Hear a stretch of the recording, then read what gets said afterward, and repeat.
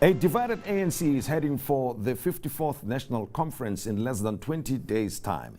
7 candidates have put their names forward as replacements for current President Jacob Zuma.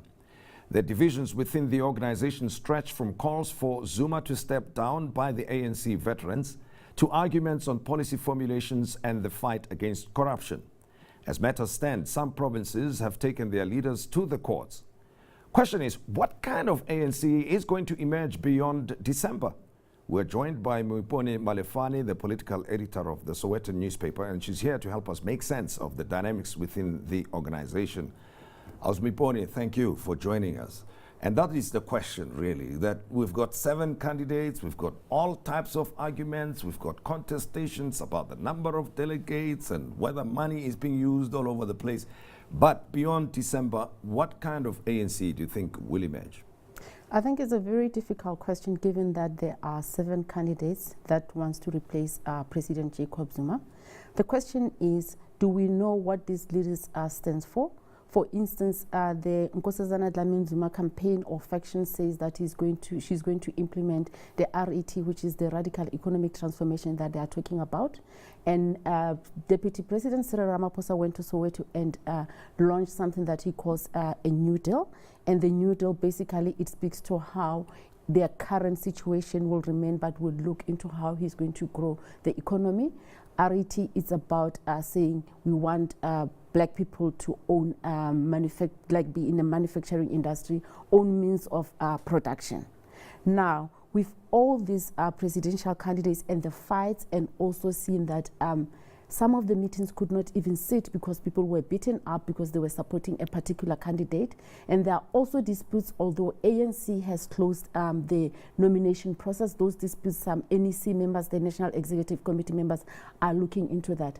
I don't think ANC will emerge united. It's up to the leader that will win, if that conference will go ahead. Remember already 2 former ANC leaders, what we call now the veterans, Trevor Manuel and Tokyo Sohale, have publicly said they believe that the conference is it will likely collapse.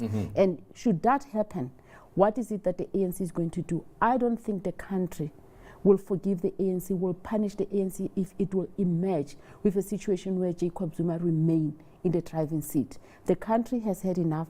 Everyone wants President Jacob Zuma out, in and outside the ANC. So it's up to the person who will win if they elect and if everything goes ahead. I think the first day of the conference will give us a clear indication, because if they don't adopt the credentials, that will collapse the conference. Should it collapse, they must come up with an interim leadership that will go ahead, and it should be men and women who are not interested in contesting for any position. So, if I understand you correctly then, this elective conference is not just about electing a new leader, but it's about President Jacob Zuma then? More about him, because people have been saying, like I say, in and outside the ANC, people have said we want President Jacob Zuma out.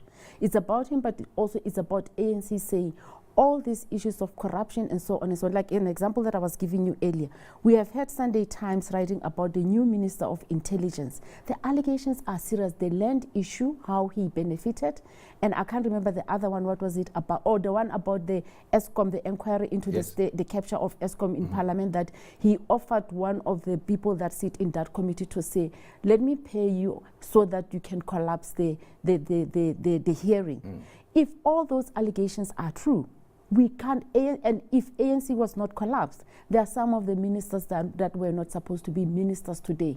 From when Nhlanhla was removed and replaced for 2 minutes with Das van Rooyen, for the fact that the market collapsed, the president was not supposed to push Das van Rooyen to go be the Minister of Local Government, was supposed to say, you are not capable, go. So there are a number of them that in that cabinet.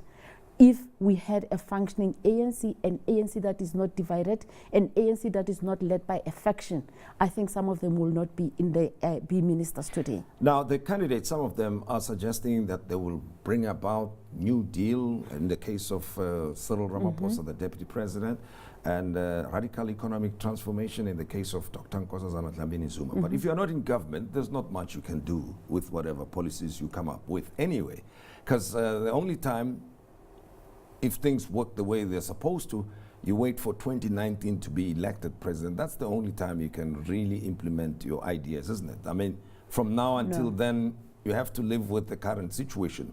Or is the situation of such a nature that there's no other way, there has to be change beyond December? ANC can make changes anytime. Remember, they have what they call ANC Lekgotla, beginning of the year. Yeah. And then after that, there is Cabinet Lekgotla. And also in between conferences, they have the National General Council that looks at the policy, where is government, what has government done, and so on. This is electioneering. It's about politics. It's about someone saying, I am better than the other candidate. All these things that they are talking about, they are documented. ANC has good policies, but it has failed to implement. Now, the context in which this elective conference is taking place is that there are serious contestations within the organization. You've alluded to some of them. And there are groups within the ANC, including the stalwarts veterans, who've had their own consultative conference. They want certain changes to be implemented. And then you've got, at provincial level, different views emerging there. There's talk of delegates being bought and being told how to vote. Is what is going on in South Africa at the moment, with the downgrades, with the lack of economic growth and the growing debt, a whole number of social economic problems that are there in our society, do these matter to people within the ANC? I don't think so. I think what the middle class, or me and you, see in the upper class, especially when it comes to the economy, I think the rank and file of the ANC, they don't really see and understand what it means. Well, but the unemployment rate is there. You don't need the statistics to know. You see it for yourself in villages and townships. Don't, but what you're talking about to say, people get given certain things, money and so on, we don't have proof. But that does happen. But also you look at the provincial leaders or even national leadership. They sit in their PECs and they say to the members, this is a list of people. As much as they want to say, they are not dictating to the leaders, to the members to say who you should elect. They will give them a list. They say, as much as you may have an idea of people that you want to nominate, but here is some of the list in additional to that. And obviously, people are canvassing. For instance, why will someone have had a campaign for Baleka, which hasn't, for me, is nowhere? Another one is for Jeff Hadeb. It means there is money involved. You cannot waste your time and wake up and say, I'm campaigning for so and so, when there are no benefits. Obviously, there are benefits. Some of these people, we haven't really seen what they are doing and what they stand for. Now, the prominent candidates are the two that we've mentioned, the Deputy President Cyril Ramaphosa and Dr. Nkosazana Dlamini Zuma, right? The others, you believe that their campaigns, the two you've mentioned, their campaigns are going nowhere. But that could be for purposes of positioning themselves to be elected in the top six or the NEC structure of the ANC. Exactly that. If you can check, Lindwe Sisulu already, she doesn't have numbers. She's featuring prominently in the Cyril Ramaphosa camp as a deputy president. I think Zwelim Kize at the moment on the on NDZ list of National Executive Committee members, he is number one on the list. So I think some of them may have cut a deal for themselves to say, you remember when ANC was in Polokwane in 2007, Tokyo was contesting, but stood and withdrew and then was put in the NEC under the list of President Jacob Zuma. I think one of the things that ANC has to deal with, and which is difficult, I don't know if it will succeed, is the slate issue.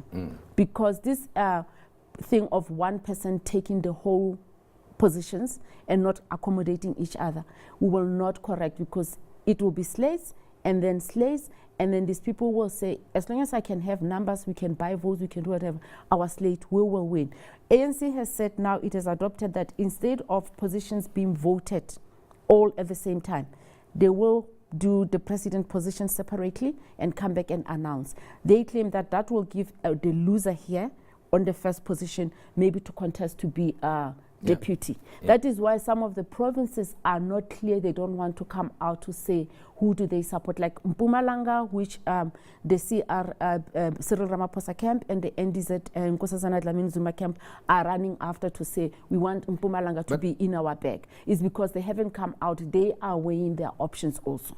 Now, I want to come back to what is of public interest. And the reason we're discussing the internal fights and the elective conference of the ANC is because the broader public is very much interested in what happens in there, right? And it is because of the experience that people are having in their day-to-day lives, and of course the dominant story of state capture. To what extent is state capture going to feature at the conference, and is it going to be a serious consideration to the delegates when they determine who becomes the new leaders?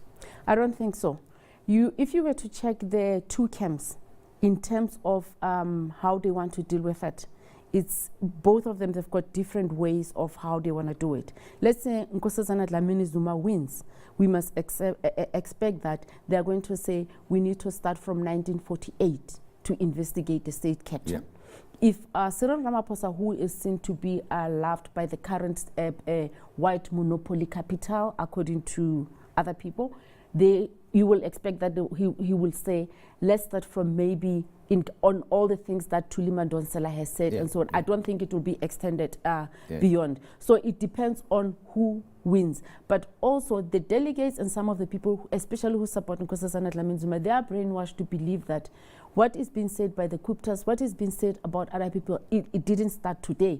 Almost like decades and decades, people have been stealing. Let's go back and look at where did the state capture start. And I think, Jacob Zuma has also said the same thing.